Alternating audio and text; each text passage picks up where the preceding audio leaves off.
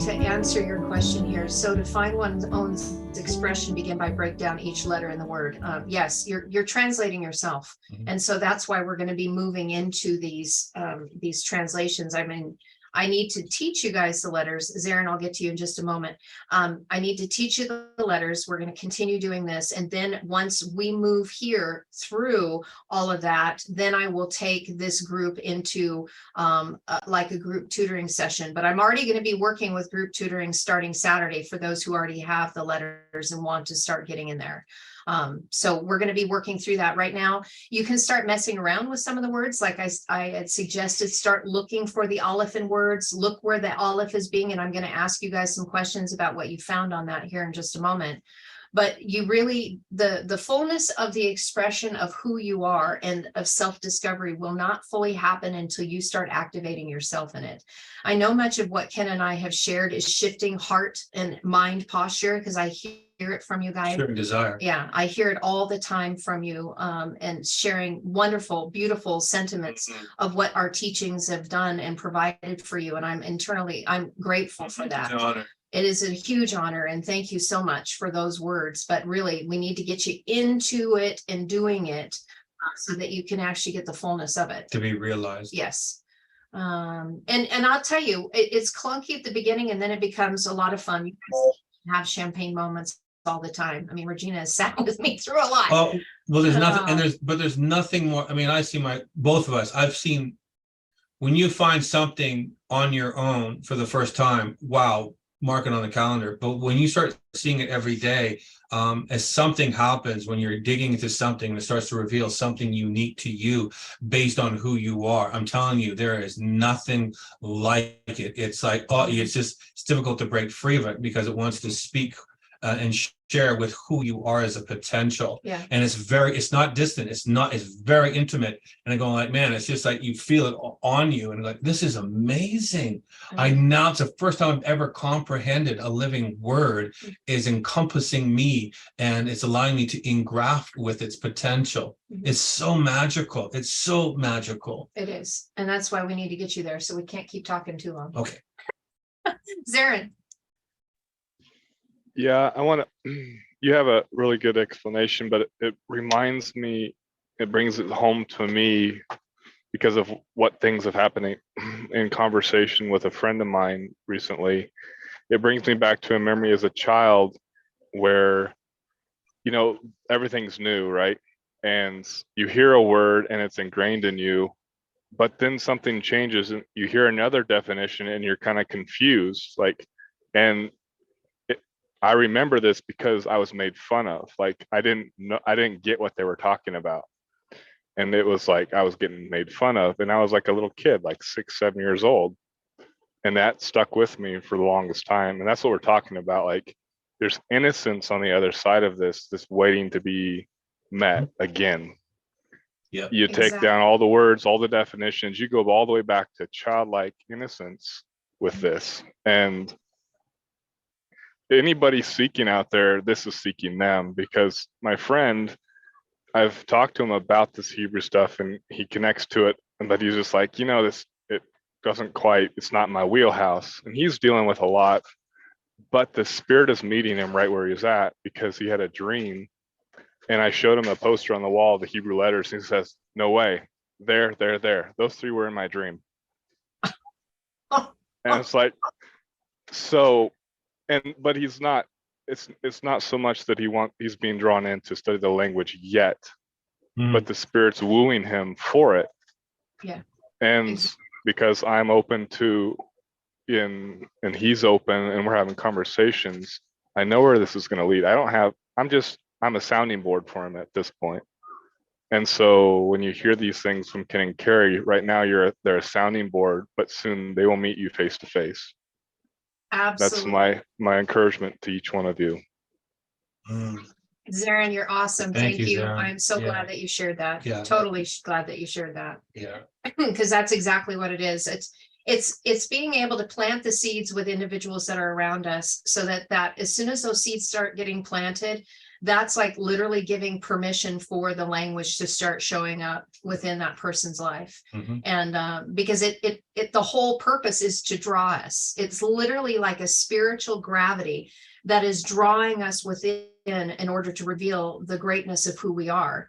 But it has to call. That's why that going back to what we were talking about in the beginning with Regina, when she was talking about the minimized aleph and the word to call, korah, that literal call is literally the light and dark that have compressed themselves, that is reaching out in order to lift us up, to bring us into the oneness unity. And it's a call that has gone out for thousands and thousands of years through the language, because that vibratory frequency in the waveform is always looking and searching to see where it can resonate with an individual to draw them through that spiritual gravity in.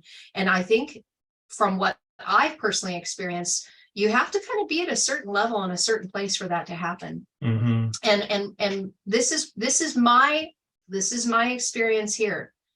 For some of us, not all of us, but for some of us, it's because we have reached a place of desperation.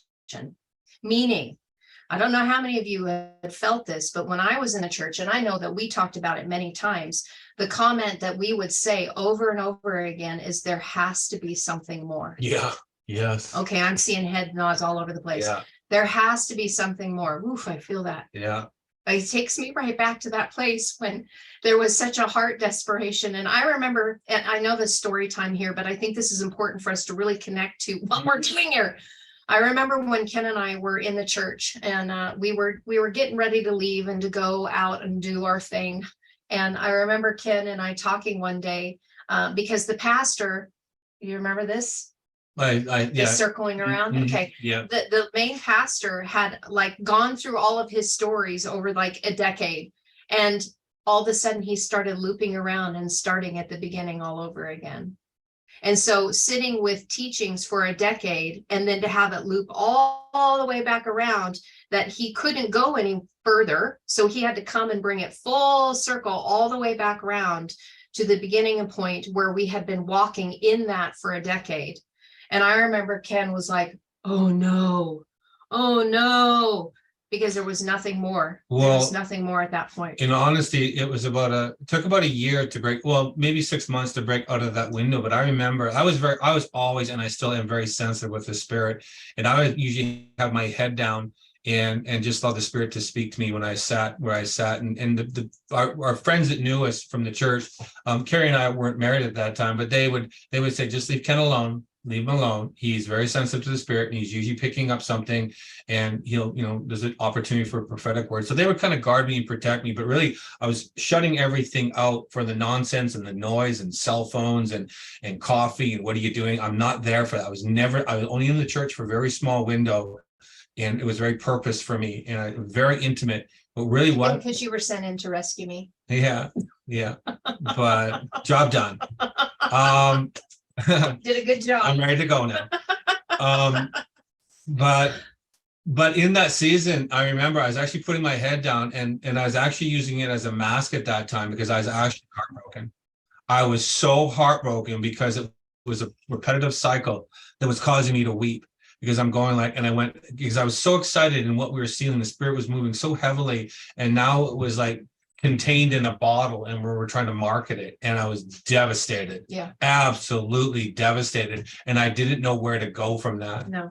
So I will say this, that, and I know you need to move, I know that in the expression of what this is in this first Vayikra, Leviticus, about the language when it calls out to you again, I weep a lot when I go into these expressions because I'm so connected with the spirit. And when I realized that it's been circumnavigating the earth, calling as a whisper for all of for what we call eternity, right? It broke my heart in the realization that it's been seeking and calling out, and I haven't heard. It connects with you in that way. When you find yourself in the reflection of the vibration of the words, and you see how it integrates intimately with you through the language of intercourse, and it unwinds you in its winding, in the way of its whispering breath and the way of the wind, it's this magical thing, and it takes you to that weeping place in the realization of, and I ask it, how long have you been calling? Right. How long have you been calling? And it really pierces your heart in the response. So it really is very gentle with you. And it's like, oh, I can feel that. It's like, oh boy, you really, for You all have no idea. you have no idea for all of time.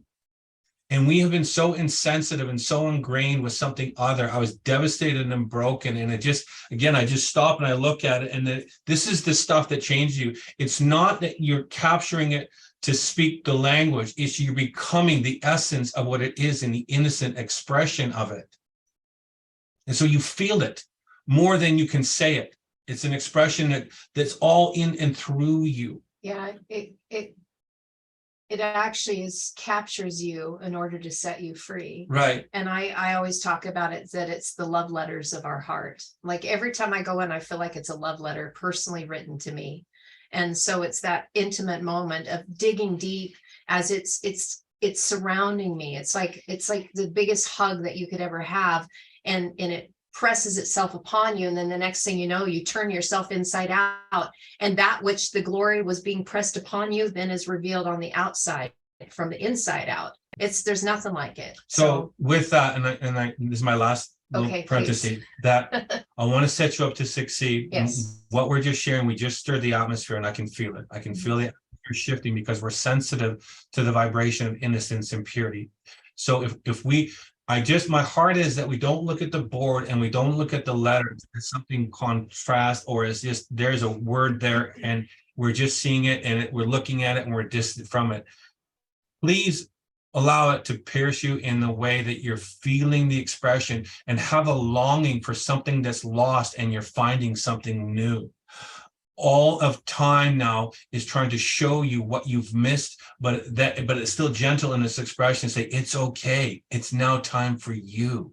So feel that when you hear how Carrie shares, don't go into the teaching setting of a format. Allow the expression of the spirit to come on you and be sensitive to be amazed in the expression of desire and longing and intimacy again, and allow it to touch you in that way. Because I will tell you, when you approach it that way, boy, it will come in as a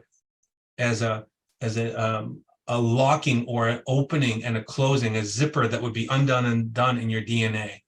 Right? When we distance ourselves from it, it has a tendency to distance itself. So allow that integration of just gentleness and innocence to come in the feeling that it's been calling, it's missed you, you've missed it, and look at it as an intimate relationship of longing and desire. Because what we're doing is we're returning back to our first love. Mm-hmm. We are literally returning back to our first love. So many of us who have seen that in the English narrative, trying to figure out what it is. Well, the first love is the olive. First is olive. So one love. That's really what it's saying. We're returning back to one love.